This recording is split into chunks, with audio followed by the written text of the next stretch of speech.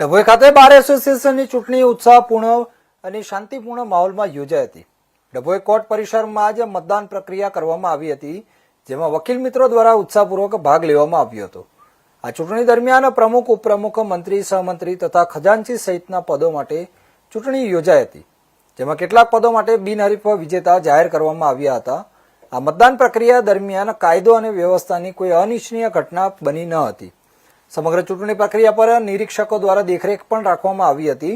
મતદાન પૂર્ણ થયા બાદ મતગણતરીની પ્રક્રિયા હાથ ધરવામાં આવી હતી, જેમાં બાર એસોસિએશનના પ્રમુખ માટે અરીફભાઈ મકરાની 58 વોટ સાથે વિજેતા જાહેર કરવામાં આવ્યા હતા, જ્યારે રાજેશભાઈ વસાવા ઉપપ્રમુખ તરીકે બિનહરીફ થયા હતા।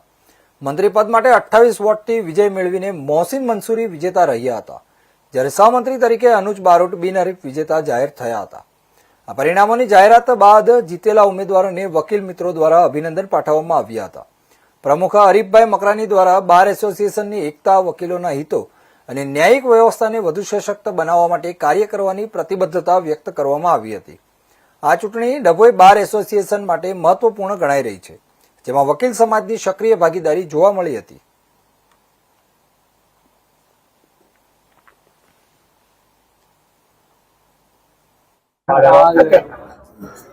આજરોજ ડભોઈ બાર એસોસિએશનની ચૂંટણી વર્ષ 2025-26 ની યોજાઈ અને હું ગઈ ટર્મમાં પણ પ્રમુખ પદે ચૂંટાઈ આવેલો અને આ ટર્મમાં પણ ફરીથી મને પ્રમુખ તરીકે ડભોઈ બાર એસોસિએશનના વકીલશ્રીઓએ જંગી બહુમતીથી વિજય બનાવ્યો છે।